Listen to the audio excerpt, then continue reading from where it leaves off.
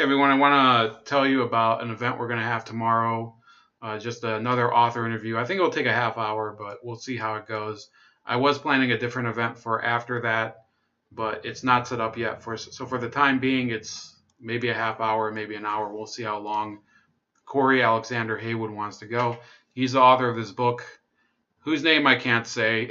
It is the C Word Flakes, because obviously YouTube, they would give me a strike for saying this word. I think I do see other people getting away with it, but I'm not willing to take the risk. In any case, he is an author talking about race issues in the context of whether activism pays off or not, whether it really is productive to constantly bring up the topic of race. And obviously there are a number of people who hold that point of view from within the Black community, which, if you look at him, he's a member of the Black community. But I always think, sometimes ideas sound differently depending on who's talking about them and how they state their case. So that'll be tomorrow at 10:30 Eastern Standard Time, 7:30 Pacific, on Razor Ray Live Wounds, which is the second channel, okay? Because I don't have live streaming on this channel that you're watching right now. So please, the link is in the description. Tune in and let me know what you think. Now, for the issue at hand, you guys already know I've been talking about it pretty frequently. There is the whole issue of Brazil going to the polls at the end of this month to elect a new president. And the other left-wing countries in South America, remember, Brazil does have technically a large left-wing influence on the government, even though the last Workers' Party president was impeached and she's now out of power. But they still have a very significant degree of influence in the media, in certain institutions of government. So they are going all out, as are some of their neighboring governments, such as Venezuela, who owns Telesur, which is this news outlet, if you can call it that. And they're claiming that soccer fans in Brazil's major cities speak out against Bolsonaro. And they talk about the largest soccer teams, Flamengo with 30.5 million followers, Vasco, which has over 9 million followers, Gaviões, which has 26 million followers.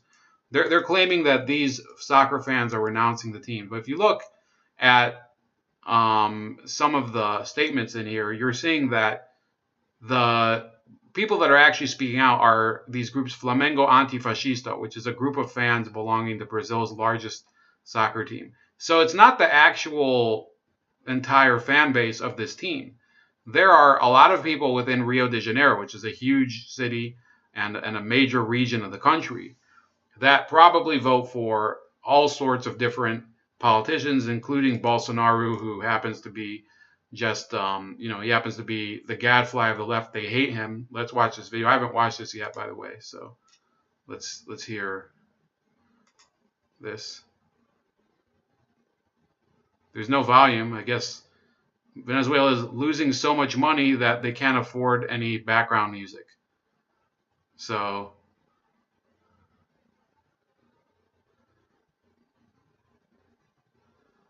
there. Yeah, I don't know why there's no volume here. Oh, here we go.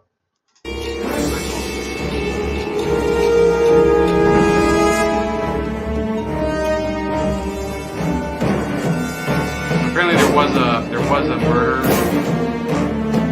committed by supporters of Bolsonaro.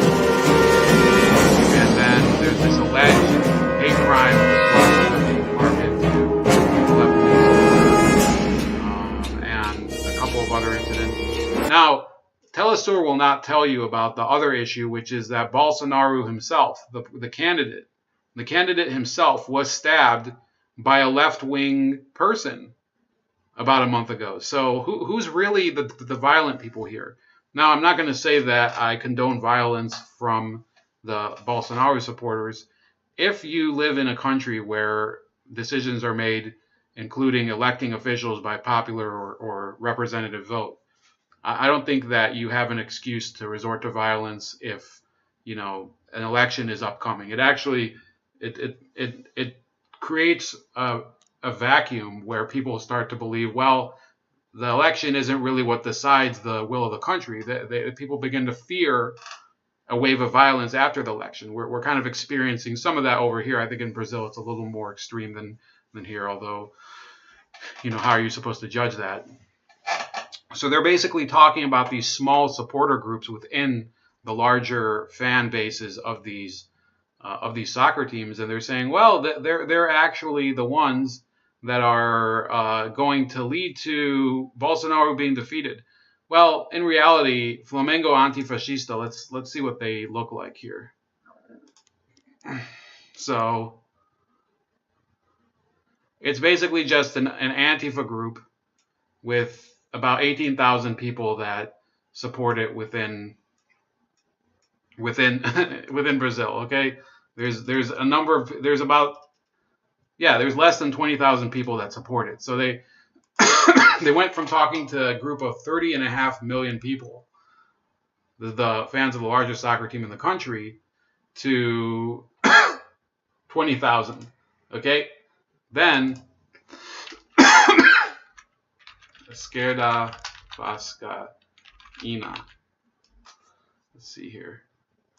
So this one has only 2.1 thousand, 2,100. They only have 2,100 people who support this group, at least on Facebook. So I will say this, okay? The idea that soccer fans go to the games in order to become, in order to bring all the crap that they live through outside the soccer field is retarded. People will go to the games. Some of them will be political. Some of them will probably try to focus more on what's going on. Now, there are teams that have a very political culture to them, and I'll explain why. In certain parts of the world, football supporter culture is almost a stand-in for political organization, especially in countries that have traditionally been very polarized in terms of politics. The one that comes to mind the most, in my opinion, is Italy. But let's talk first about, with Spain, you have two very central people who, this is how absurd the whole Bolsonaro white supremacist, racist, fascist thing is. The two of the biggest figures in Brazilian football history, actual players for the teams, are voting for Bolsonaro. Okay, now if somebody wants to vote for Haddad, I think that's also their choice. It's not really my decision to. I can't really tell athletes what to think, but they decided to put their vote in with Bolsonaro, and now their roles are being limited.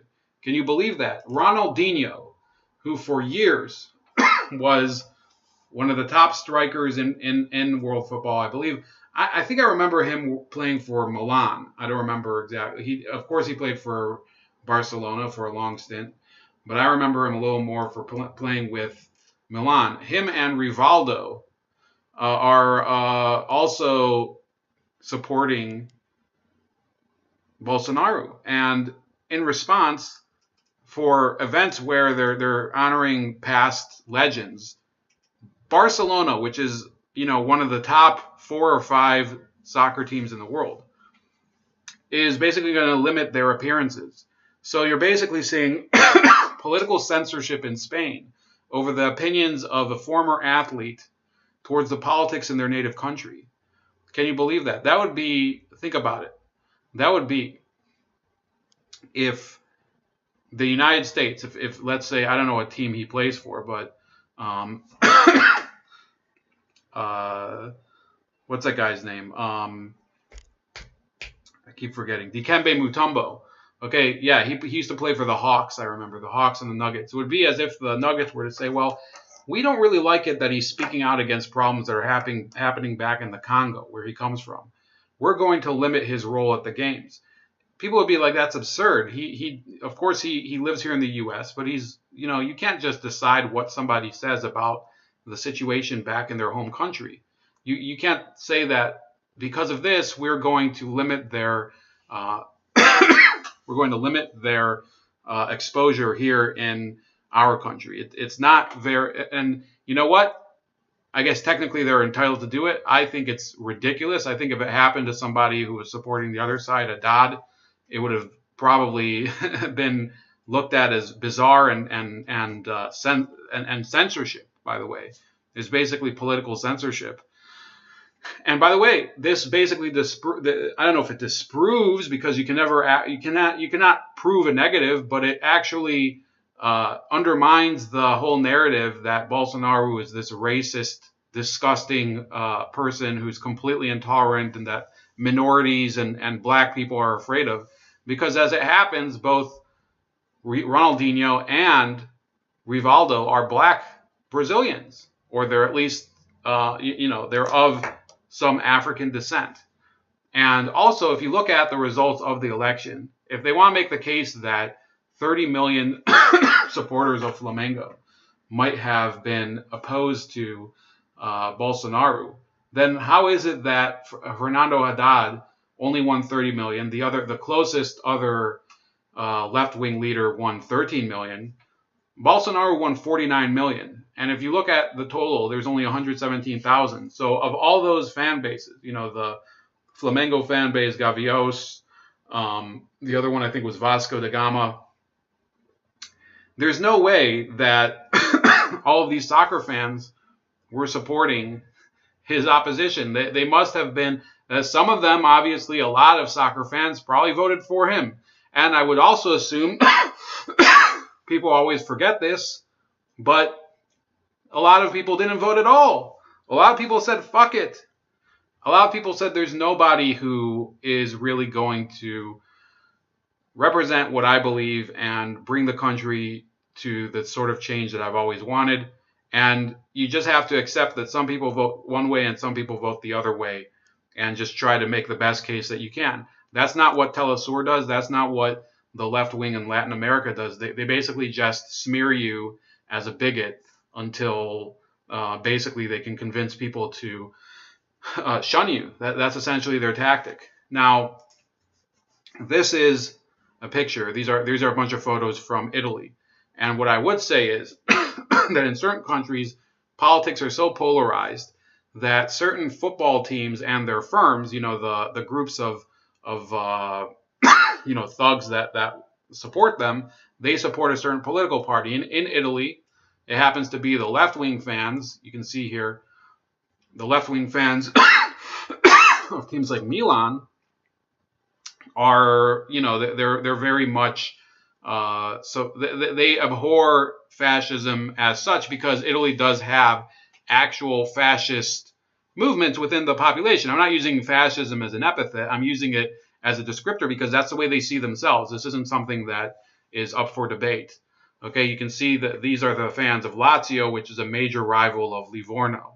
I don't think I see any Livorno fans, but they do the Roman salute. They fly this is the Nordic cross behind him. So yes, there are countries where politics is intimately connected to football, to soccer, or to other sports. I don't think Brazil is the best example. I think that what we're seeing here is the left wing basically panicking and trying to say, well, there are a lot of people who are so afraid that they're taking the step to sacrifice their favorite hobbies, their favorite pastimes in order to try and evade this horrible result and keep Brazil from falling under fascism. And I don't think it's really working in Brazil. I think, in fact, they're probably going to end up helping Bolsonaro more than they have hurt him. But yes, there are countries where fascism and by the way, also communism. There's Atalanta Bergamo. Okay.